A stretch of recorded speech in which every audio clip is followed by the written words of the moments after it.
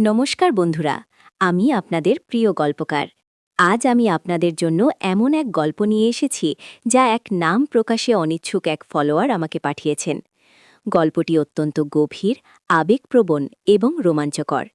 আপনারা যারা এতদিন ধরে আমাকে সাপোর্ট করে আসছেন তাদের জন্য রইল আমার ভালোবাসা। এবং হ্যাঁ, যারা এই গল্পের শেষে আমার ব্যক্তিগত ইমো নাম্বারটি পেতে চান তাদের পুরো গল্পটি মনোযোগ দিয়ে শুনতে হবে, কারণ গল্পের কোনো এক ফাঁকে আমি সেই নাম্বারটি দেব। আজকের গল্পের শুরু সেই শান্ত মায়াবী গ্রাম বাংলায়, যেখানে চারদিকে সবুজের সমারোহ, পাখির ডাক আর মাটির সোঁদাগন্ধ। এই গ্রামেরই এক বনেদি পরিবারের ছোট বৌমা মীরা। মীরার বয়স সবে 18, সদ্য বিবাহিতা। স্বামী অরিন্দম বেশ ভালো মানুষ, কিন্তু একটু শান্ত স্বভাবের। পরিবারের বড় ছেলে অর্থাৎ অরিন্দমের বড় ভাই রণবীর। রণবীর গ্রামের সবচেয়ে প্রভাবশালী ব্যক্তি, তার কথাতেই সব চলে। সে যেমন সুদর্শন, তেমনই তার ব্যক্তিত্বে একটা কাঠিন্য আছে, যা একই সাথে ভয় ও শ্রদ্ধার জন্ম দেয়। গল্পের শুরুটা ছিল এক মেঘলা বিকেল। অরিন্দম ব্যবসায়িক কাজে শহর গেছে। বাড়িতে শুধু মীরা, শাশুড়ি আর ভাসুর রণবীর। শাশুড়ি একটু অসুস্থ, শুয়ে আছেন নিজের ঘরে। মীরা একা বসার ঘরে বসে হাতে একটা বই নিয়েছিল ঠিকই, কিন্তু মনটা পড়েছিল অন্য কোথাও। বর্ষার মেঘ জমেছে আকাশে, প্রকৃতিতে একটা অদ্ভুত গুমোট ভাব। বাইরে ঝিরঝির করে বৃষ্টি পড়ছে। এমন সময় রণবীর ঘরে ঢুকল। তার উপস্থিতিতেই যেন বসার ঘরটা হঠাৎ করে ভারী হয়ে উঠল। মীরা বই থেকে মুখ তুলল। রণবীরকে দেখে তার ভেতরটা কেমন যেন করে উঠল। এই প্রথম মীরা তার ভাসুরকে এভাবে একা দেখছে। অরিন্দম থাকলে হয়তো এতটা অস্বস্তি হতো না, কিন্তু রণবীর, তার চাহনিতেই এমন কিছু আছে যা মীরাকে কেমন যেন আচ্ছন্ন করে ফেলে। রণবীর এসে বসল মীরার থেকে সামান্য দূরে একটা চেয়ারে। তার পরনে ছিল ধবধবে সাদা পাঞ্জাবি, যা তার শ্যামলা বর্ণকে আরও আকর্ষণীয় করে তুলেছে। চোখে কালো ফ্রেমের চশমা। তার ঠোঁটের কোণে একটা হালকা হাসি, যা তার রহস্যময়তাকে আরও বাড়িয়ে দিয়েছে। কি বই পড়ছ মীরা? রণবীরের কণ্ঠস্বর গভীর, শান্ত, কিন্তু সেই শান্ত গলার ভেতরেও একটা চাপা আবেগ যেন লুকিয়ে আছে। মীরা একটু হেসে বলল, কিছু না, এমনিতেই। তোমার মনটা তো বইতে নেই, রণবীর বলে উঠল। তার চোখ মীরার দিকে। সেই চোখের দৃষ্টিতে এমন কিছু ছিল যা মীরাকে বিচলিত করে তুলল। মনে হলো রণবীর যেন তার মনের গভীরে উঁকি মারার চেষ্টা করছে। বৃষ্টি আসছে, মীরা প্রসঙ্গ পাল্টানোর জন্য বলল। বৃষ্টি তো অনেক দিন ধরেই আসার অপেক্ষায়, রণবীর হেসে উঠল। তার হাসিটা যেন আরও গভীর হল। কখনো কখনো অপেক্ষা দীর্ঘ হয়, তাই না? এই কথাগুলো মীরার কানে অন্যরকম লাগল। তার বুকের ভেতরটা ধুকপুক করতে শুরু করল। সে বুঝতে পারছিল না রণবীর কি বলতে চাইছে, কিন্তু তার প্রতিটি শব্দ, প্রতিটি চাহনি মীরাকে এক অজানা ভয়ের মধ্যে ঠেলে দিচ্ছিল। রণবীর চেয়ার ছেড়ে উঠে দাঁড়াল। মীরার সামনে এসে দাঁড়াল। মীরা তখন সোফায় বসে, রণবীর ঠিক তার সামনে। মীরার মনে হলো সে যেন এক দম বন্ধ করা মুহূর্তে আটকে গেছে। রণবীরের নিঃশ্বাস তার মুখে লাগছে। তার গায়ের হালকা পারফিউমের গন্ধ মীরাকে আরও অস্থির করে তুলল। তুমি খুব সুন্দর মীরা, রণবীর হঠাৎ বলে উঠল। মীরার কান গরম হয়ে গেল।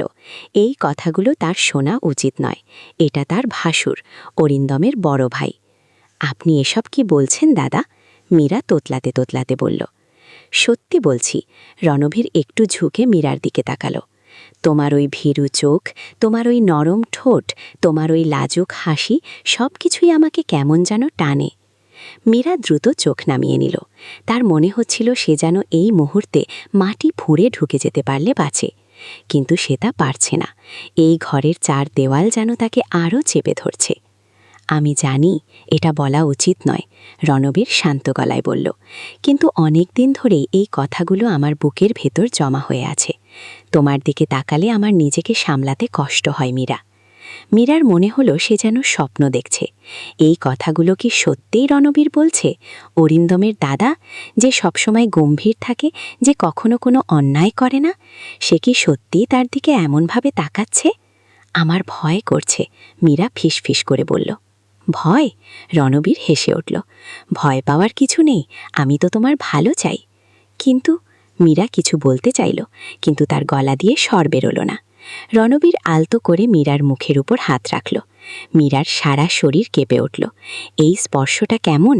এই স্পর্শে কি ভালোবাসা আছে নাকি অন্য কিছু? মীরার মনে হলো সে যেন এক নিষিদ্ধ দরজার সামনে দাঁড়িয়ে আছে, যে দরজা খুললে হয়তো এক নতুন দুনিয়া, এক নতুন অনুভূতি তার জন্য অপেক্ষা করছে। কিন্তু সেই দুনিয়া কি তাকে গ্রহণ করবে নাকি তা তাকে ধ্বংস করে দেবে? আজ রাতে অরিন্দম নেই, রণবীর আবার বলল, তার কণ্ঠস্বরে একটা চাপা উত্তেজনা। কেউ জানতে পারবে না। মীরার বুকের ভেতরটা কাঁপছিল। একদিকে তার ভাসুরের এই অপ্রত্যাশিত প্রস্তাব, অন্যদিকে নিজের শরীরের ভেতরের এক অজানা টান। সে কি এই টানকে প্রশ্রয় দেবে? অরিন্দমের মুখটা তার মনে পড়ল। অরিন্দম তাকে কত ভালোবাসে। কিন্তু এই মুহূর্তে রণবীরের চোখের গভীরতা, তার কণ্ঠস্বরের মাদকতা মীরাকে যেন আরও বেশি করে গ্রাস করছিল। দাদা, এভাবে বলবেন না, মীরা মিনতি করল। কেন বলবো না? রণবীর প্রায় ফিসফিস করে বলল। বলতেই তো এসেছি। তোমারও কি কখনো আমার জন্য মন আনজান করেনি মীরা? মীরার মনে পড়ল, কখনো কখনো যখন রণবীর তার দিকে তাকাতো বা তার সাথে কথা বলতো, তখন তারও কেমন যেন লাগতো, একটা অচেনা অনুভূতি। সে হয়তো তখন তাকে ভয় পেত, কিন্তু তার প্রতি এক ধরনের আকর্ষণও অনুভব করত। আজ সেই আকর্ষণ যেন আরও তীব্র হয়ে জেগে উঠেছে। উত্তর দাও মীরা। রণবীর তার হাত দিয়ে মীরার চিবুকটা তুলে ধরল। মীরা চোখ তুলল। রণবীরের চোখে সেই অশুভ দৃষ্টি, যা একই সাথে কামনা আর এক গভীর অনুভূতির প্রকাশ। আমার আমার মীরা কথা খুঁজে পাচ্ছিল না। তোমার কি? রণবীর প্রায় নিঃশ্বাস ফেলে জিজ্ঞেস করল। এমন সময় শাশুড়ির গলা শোনা গেল। মীরা মা, একটু জল এনে দিবি? মীরা চমকে উঠল। রণবীরও একটু সরে দাঁড়ালো। তাদের দুজনের মুখেই একটা অস্বস্তি, কিন্তু মীরার মনে হলো সে যেন এক বিরাট বিপদ থেকে রক্ষা পেল। যা, নিয়ে আয়, রণবীর শান্ত গলায় বলল, কিন্তু তার চোখের ভাষা অন্য কথা বলছে। মীরা দ্রুত উঠে জল নিয়ে শাশুড়ির ঘরে গেল, কিন্তু তার মন পড়ে রইল বসার ঘরে। তার শরীর তখনও কাঁপছে। মনে হচ্ছে সে যেন এক ভয়ঙ্কর স্বপ্নের ভেতর দিয়ে যাচ্ছে। সে জানে এই ঘটনার রেশ তার জীবনে থেকে যাবে। ভাসুরের দেওয়া এই বিশেষ আদেশে তার মনে জেগে ওঠা এই অজানা ভয়, এই নিষিদ্ধ টান, এসবের শেষ কোথায় তা সে জানে না। রাত্রি গভীর হলো, বৃষ্টি থেমে গেছে, কিন্তু মীরার মনের ঝড় তখনও থামেনি। সে বিছানায় শুয়ে ছাদের দিকে তাকিয়ে রইল। অরিন্দম পাশে ঘুমাচ্ছে, কিন্তু মীরার চোখে ঘুম নেই। তার মনে শুধু রণবীরের কথাগুলো ঘুরছে, সেই চাহনি, সেই স্পর্শ, সেই নিষিদ্ধ আবদার। হঠাৎ তার দরজায় নখ হলো। কে? এই গভীর রাতে? মীরার বুকটা ধুকপুক করে উঠল। সে কি আবার রণবীর? সে উঠে গিয়ে দরজা খুলল। দরজার ওপাশে দাঁড়িয়ে রণবীর, তার চোখে সেই আগের রাতের মতোই আগুন। আবার এসেছ? মীরা ফিসফিস করে বলল। তোমার কাছে না এসে আর থাকতে পারলাম না, রণবীর প্রায় নিঃশ্বাস ফেলে বলল। আজ রাতে অরিন্দম আসবে না, আমি জানি, তুমিও আমাকেই চাইছ। মীরার মনে হলো সে যেন এক অতল গহ্বরে তলিয়ে যাচ্ছে। তার ভয়, তার ভালো লাগা, তার কর্তব্য সব যেন একাকার হয়ে যাচ্ছে। সে কি পারবে নিজেকে আটকাতে, নাকি এই নিষিদ্ধ ভালোবাসার স্রোতে সে নিজেকে ভাসিয়ে দেবে? রণবীর এক পা এগিয়ে এলো, মীরার হাত ধরল। তার হাতের স্পর্শে যেন বিদ্যুতের ঝলক। মীরা চোখ বন্ধ করল। তার সারা শরীর কেঁপে উঠল। সে বুঝতে পারল আজকের রাতটা হয়তো তার জীবনের সবচেয়ে গুরুত্বপূর্ণ রাত হতে চলেছে, যে রাতে হয়তো সে তার সমস্ত ভয়কে জয় করবে, অথবা সেই ভয়ের কাছেই হার মানবে। রণবীর মীরার আরও কাছে এলো, তার মুখের উপর ঝুঁকে এলো। মীরার ঠোঁটের ওপর তার ঠোঁট ছুঁয়ে দিতে চাইল। মীরার নিঃশ্বাস বন্ধ হয়ে এলো। সে কি বাধা দেবে, নাকি এই নিষিদ্ধ চুম্বনে নিজেকে হারিয়ে ফেলবে? ঠিক সেই মুহূর্তে অরিন্দমের গলার স্বর শোনা গেল।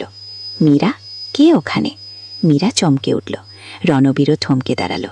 তাদের দুজনের চোখেই ভয়। অরিন্দম কি সব কিছু দেখে ফেলেছে, নাকি সে কিছুই জানে না?